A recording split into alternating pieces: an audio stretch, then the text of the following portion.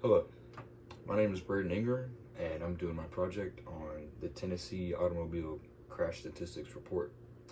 Now, when I first saw this project, I saw one of the options was Illinois Automobile Crash Statistics Report, and I decided to do Tennessee because that's where I'm from.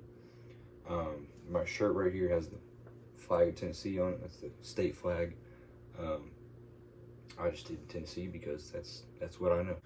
So my objectives are to analyze trends of recent crashes in Tennessee, to assess some demographic patterns related, such as age and whatnot, analyze some frequent causes of crashes, find out what contributes to a lot of crashes, why they happen, and I want to examine the outcome and impact of car crashes.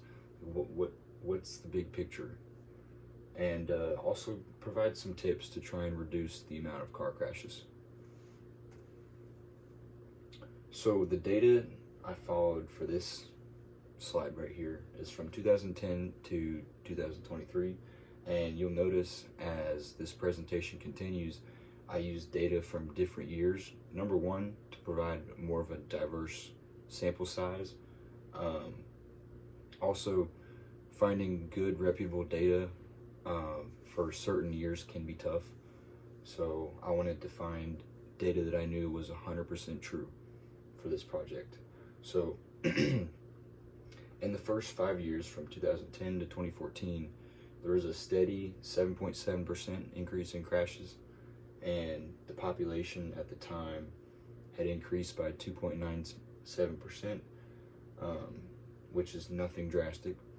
But then from 2015 to 2019, crashes increased drastically, and they peaked at an 18.3% increase from 2014. And then from 2010 to 2023, the car crash total change was an 8.7% increase in crashes. One thing you'll notice with this 1920 to 2021 year range, crash numbers dropped by 29,584 crashes from 2019 to 20, and then they increased by 17,730 from 2020 to 2021. And I'd like to believe that COVID is the culprit to blame for that, because during the lockdowns there was much less drivers on the road, so there will be less crashes.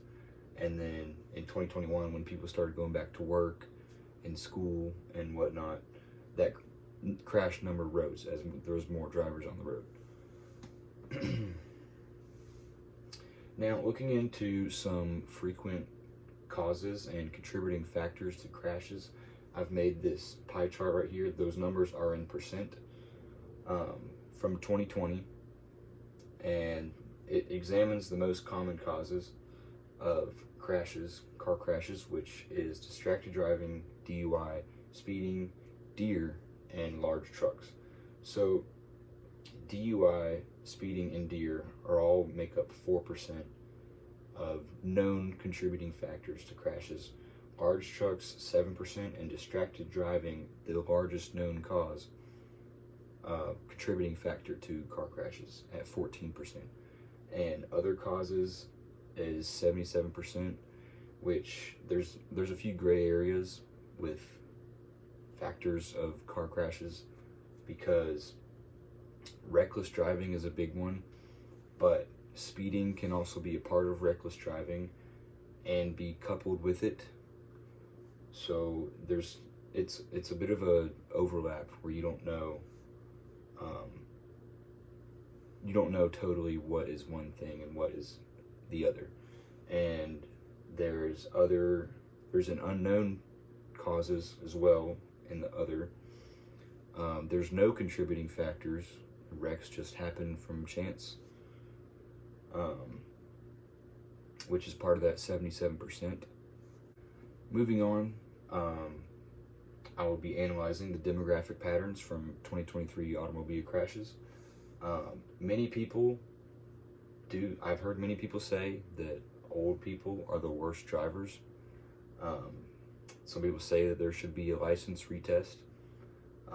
I had a little trouble making a bar graph for this information, so I'm going to the Tennessee government website to find my graphic. Alright, so right here we have actions and driver ages resulting in car crashes. You can take a look at the age range right here on the right. 146, this is involved in crashes, so not purely drivers.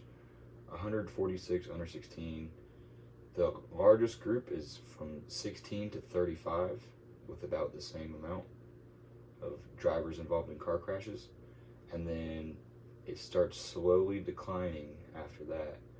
And when you think of older people, I'd say around 66 to 65, going to over 85. The number does go down, but the population around that age is also less. There are more younger to middle-aged people on the roads, so there is going to be more car crashes, just purely because there's more drivers on the road. And then this website also has got a whole bunch of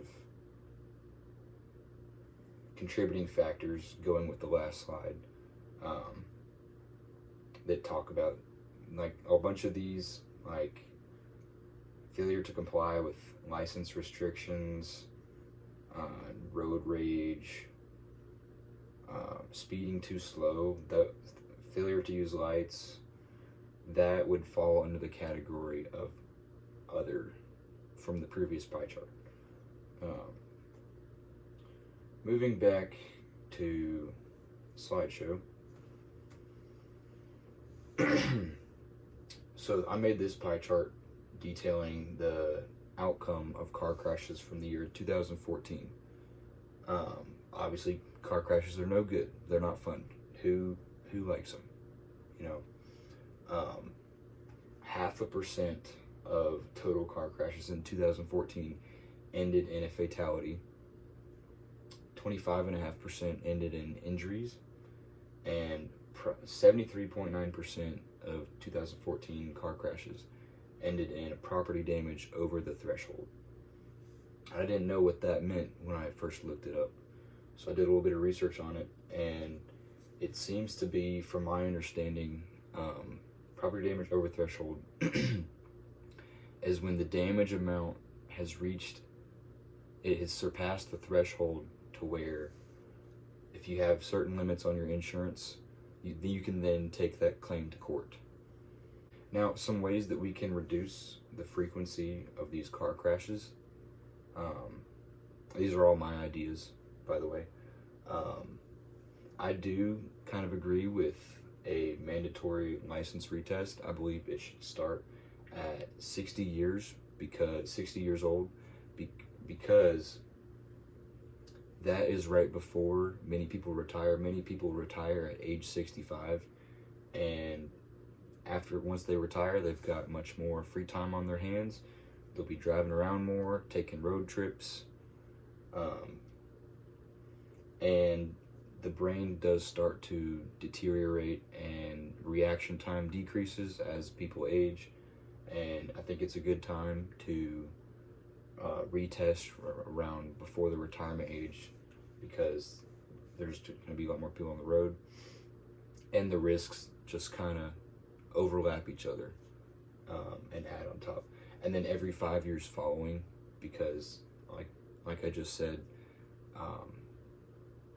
as people age, the brain wears out, and total driving skills and sharpness, preparedness skills just start to go down as people get older. Better blind spot detection technology for semi-trucks, because a lot of crashes did involve semi-trucks, and when they're pulling that big trailer behind them, it can be very hard to see cars and motorcycles around them. So if we were able to develop better technology that can help these semi-trucks see drivers and cars better, that would help big time. Less crashes.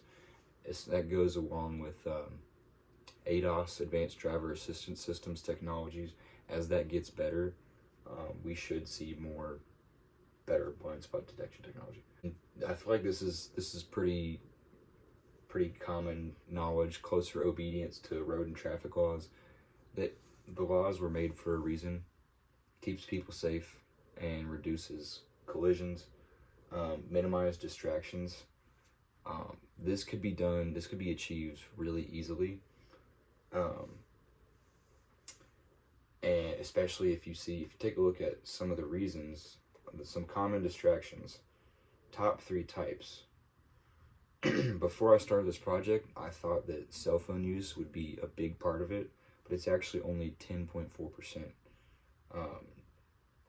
62% from being inattentive, eating, reading, or talking. If I feel like some of these are pretty easy to achieve, like reading and eating. I mean, come on, it's driving while you're in a several thousand-pound weapon, because that's what it is. A vehicle is a weapon, and when you're moving at a high rate of speed, it can easily cause a lot of damage. So I think you can save time. You can put aside another time to eat and read and stuff like that. I think that's a very doable thing we could do collectively to make sure that we're all safe on the roads. And put a higher emphasis on attending driver's ed safety courses, which there's many benefits to them. You get a discount on your car insurance. It's something that I wish that I took, because I didn't know about it. I didn't know about that, about the benefits of it when I could have taken them. And I think if more people took these driver's ed safety courses, they would better understand the damages associated, the possibility of damages associated with driving a car.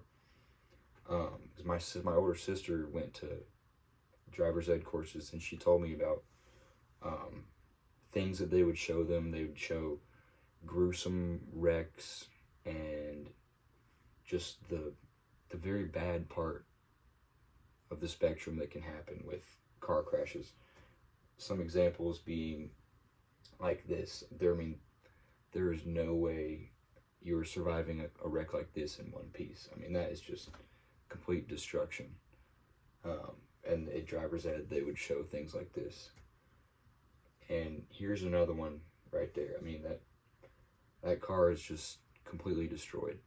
And I think if more people were able to see the harsh reality that can happen, they would focus on being better drivers.